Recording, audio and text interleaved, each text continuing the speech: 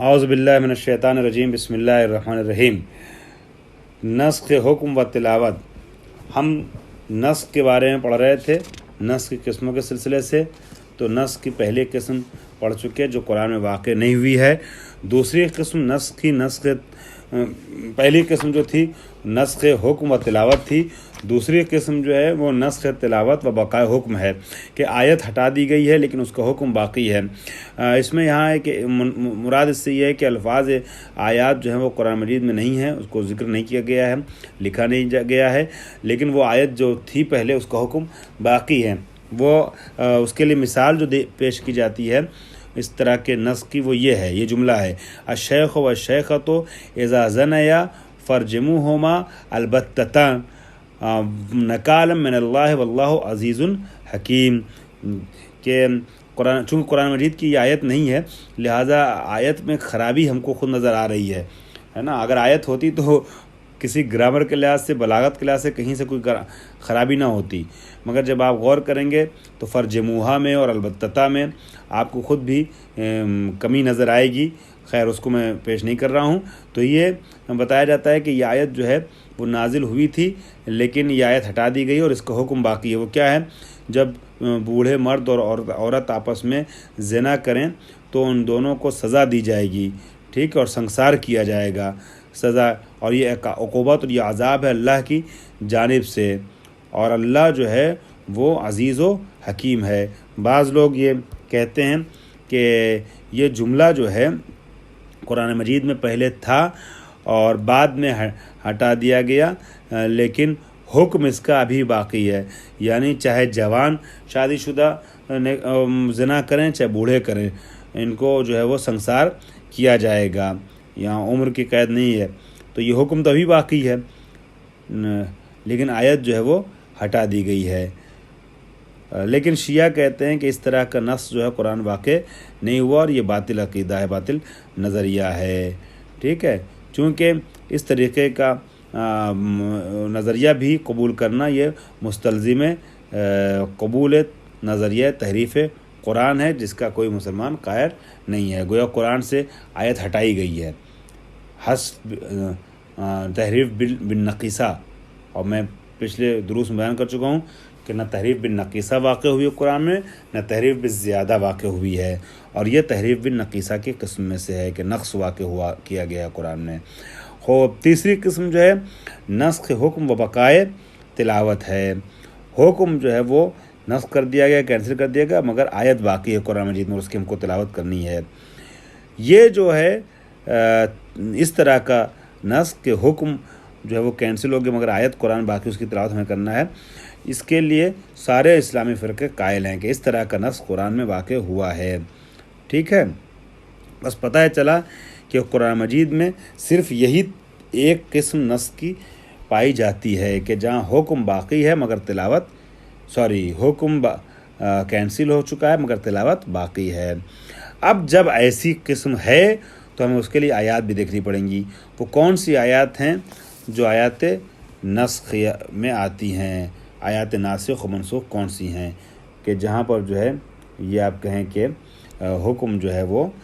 باقی نہیں ہے مگر تلاوت اس کی کرنا ہے۔ آیات نسخ کو دیکھ لیا جائے۔ آیات نسخ شدہ نسخ پہلے والے لوگوں کے درمیان تو بہت مفہوم وسیع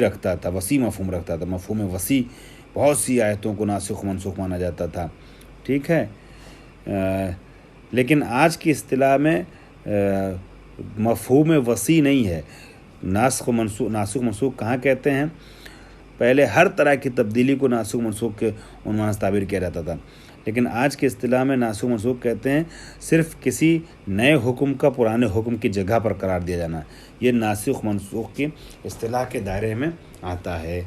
بعض افراد جو ہیں وہ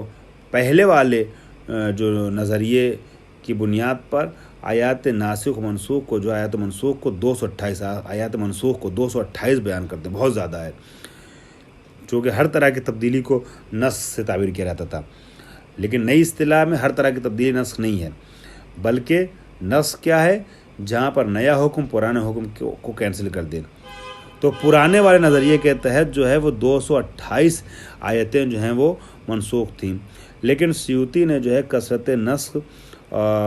کو جو ہے رد کیا ہے اور منسوخ آیات کو 21 آیت پر محدود کیا ہے، بلکہ آغا خوئی نے تو اور بھی محدود کیا، اور آغا خوئی کہتے ہیں فقط ایک آیت جو ہے سورہ مجادلہ کی، جس کا بھی ذکر آگے آئے گا، بس وہی آیت منسوخ ہوئی، آیت نمبر 12 سورہ مجادلہ کی، بلکہ اور اس کے علاوہ کوئی بھی آیت جو ہے وہ منسوخ نہیں ہے، اور کسی اور آیت کو منسوخ ماننا جو ہے وہ یہ غلط بات ہے، ٹھیک ہے۔ ضوابط نسخ، لیکن صاحب کتاب کہتے ہیں لیکن نسخ کے جو شرائط بتائے گئے ہیں، جو قوانین بتائے گئے ہیں، جو ضوابط بتائے گئے، جو ضابطے پیش کیے گئے ہیں، اس کو دیکھتے ہوئے 8 موقع نسخ کے قرآن مجید میں ہیں، اور جب ان 8 موارد نسخ کو ہم دیکھتے ہیں تو ٹوٹل جو ہے وہ آیتیں جو ہیں وہ 20 سے کچھ زیادہ بن کر کے ابھر کے سامنے آتی ہیں، یعنی 8 موارد نسخ کے ہیں، اور نسخ سے ریلیٹڈ جو آیتیں ہیں، ناسخ منسوخ وغیرہ سب ملا کر کے وہ ٹوٹل 20 یا 21 آیتیں ہیں بنتی ہیں، یا اس سے کچھ زیادہ، مطلب 20 سے 30 کے بیچ میں۔ خوب، اب ایک دلچسپ واقعے کی طرف آپ کو ہم لے کر کے چل رہے ہیں، صاحب کتاب نے اسے بیان کیا ہے، آیات نسخ کا ایک نمونہ پیش کر رہے ہیں۔ یہ نمونہ اس لیے پیش کر رہے ہیں کہ یہی وہ آیت ہے جس کو سارے علماء مانتے ہیں، حتیٰ آغا خوئی جو نسخ و منسوخ کے معاملے میں بہت محدود کرتے ہیں آیات نسخ کو، وہ بھی اس آیت کو پیش کرتے ہیں اور کہتے ہیں کہ ایک ہی آیت ہے سورہ مجادلہ کی آیت نمبر 12 جو منسوخ ہوئی ہے سورہ مجادلہ کی آیت نمبر 23 سے، ٹھیک ہے، آیت نمبر 23 نے آیت نمبر 12 کو منسوخ کیا ہے۔ چنانچہ پیغمبر اکرم کے زمانے میں لوگ پیغمبر کو بہت ڈسٹرب کرتے تھے، آپ نے دیکھا ہوگا یا سنا ہوگا کہ بعض اوقات مولوی جو ہے کسی گاؤں میں چلا جائے تو کچھ لوگ جو ہیں وہ ہر تھوڑی دیر پہ آ کر کے، مولوی صاحب پانی کھڑے ہو کے پینا ہے کہ بیٹھ کے پینا ہے، مولوی صاحب یہ بتائیے کہ جو ہے وہ ہم وضو کرنے کے بعد کتنی دیر تک نماز جو ہے وہ پڑھ سکتے ہیں، فوراً پڑھیں یا تھوڑا رک کے پڑھ سکتے ہیں، مولوی صاحب یہ بتائیے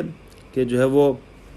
ہمیں فلاں نماز کے فلاں حصے میں شک ہو گیا کیا کریں، فلاں میں شک ہو گیا، ارے ہر تھوڑی دیر پہ آ کر کے ڈسٹرب کر رہے ہیں، کچھ باتیں کچھ اور پڑھے لکھوں سے معلوم کر لو، پانی کھڑے ہو کے پینا حرام ہے کہ مکروہ ہے، یہ تو تمہارے گھر میں جو تمہارے بزرگ موجود ہیں وہ بتا دیں گے، لیکن نہیں، یا بعض اوقات جو ہے وہ بہت بڑے ملک کے سب سے بڑے عالم دین کا نمبر مل گیا، ان کو فون کر کے پوچھتے ہیں، مثال کے طور پہ ان سے فون کر کے پوچھیں کہ مولوی صاحب روزے کی ہم نے روزہ جو ہے وہ بیماری وجہ سے چھوڑ دیتے اس کی قضا کیا ہوگی، ارے بھائی یہ سمپل سا مسئلہ ہے، کوئی بھی تم بتا دے گا، مگر تم چاہو گے آیت اللہ سستانی کو فون کر ڈائریکٹ پوچھیں، آیت اللہ خامنئی کو فون کر ڈائریکٹ پوچھیں، تو لوگوں کی کچھ عادتیں ہوتی تھی، پیغمبر کو بہت ڈسٹرب کرتے تھے ہر تھوڑی دیر پہ، پھر پوچھتے کیسے تھے،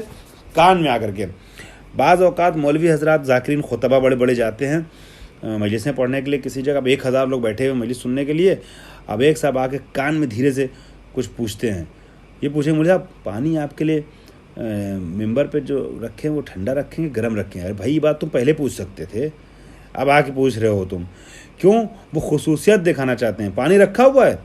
ایک صاحب نے پانی رکھ دیا ہے، ٹھنڈا رکھنا ہو چاہے گرم رکھنا ہو، مگر دوسرا آدمی پوچھتا ہے کان میں، مجھے صاحب بتائیے کہ پانی بدل دیں، آپ کو گرم تو پانی نہیں چاہیے، صرف اس لیے تاکہ جو 1000 لوگ بیٹھے ہوئے ہوں دیکھیں کہ ہم سے کوئی خصوصیت ہے مولوی صاحب سے، ٹھیک ہے۔ اور فرض پہ آپ آ کے پوچھتے ہیں مجھے بتائیے ممبر سے اترنے کے بعد فوراً آپ کھانا کھائیں گے یا تھوڑا رک کے کھانا کھائیں گے، ارے بھائی یہ بات پہلے پوچھ لیتے، بعد میں پوچھ لینا، ریڈی رکھو کھانا، کھائیں گے تو کھلا دینا، نہیں تو رک کے کہیں گے تو رک کے کھلا دینا،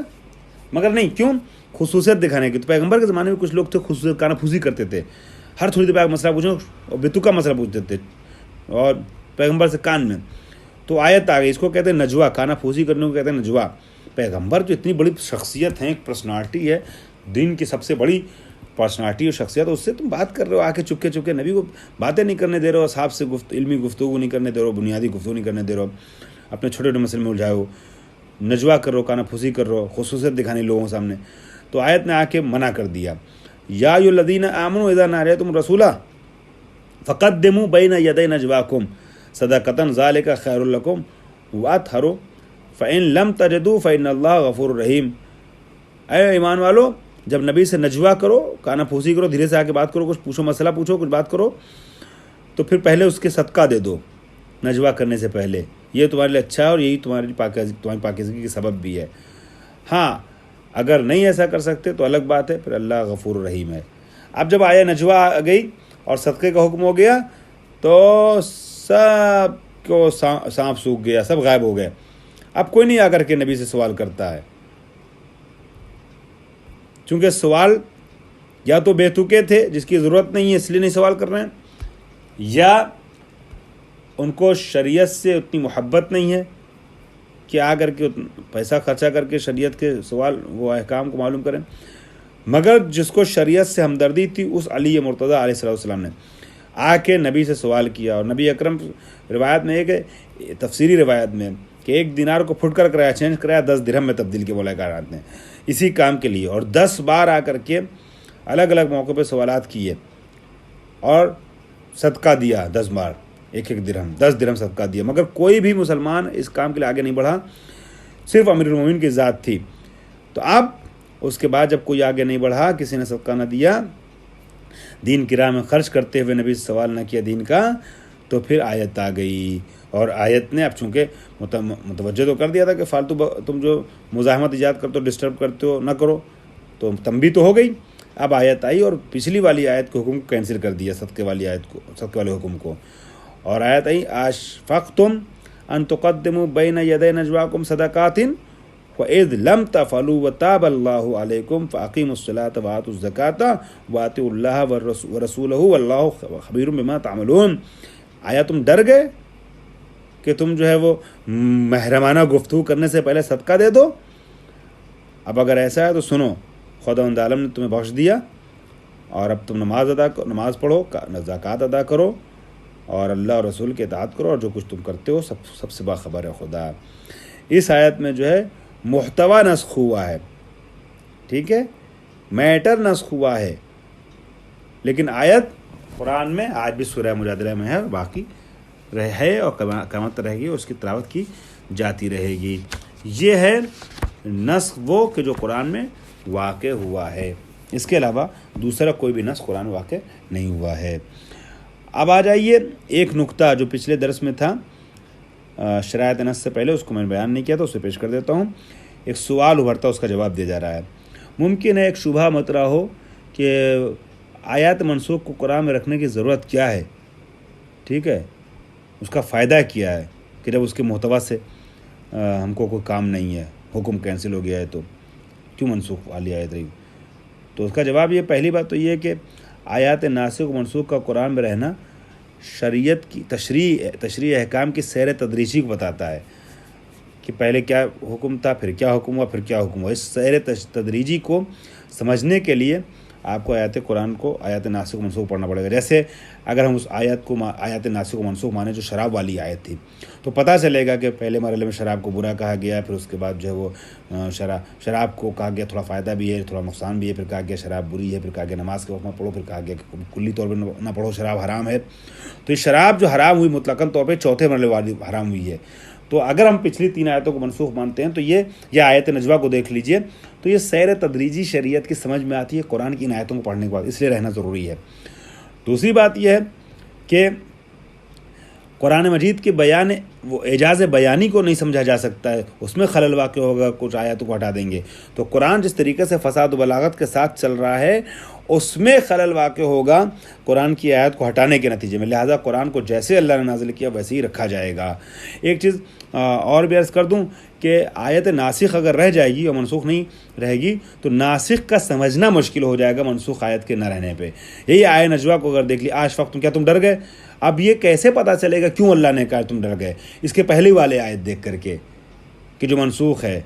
کہ صدقہ دو، تب اگلی والی آیت سمجھ میں آئے گی۔ تو یہ سب مسائل ہیں جس کی وجہ سے آیت ناسخ و منسوخ کا دونوں قرآن میں رہنا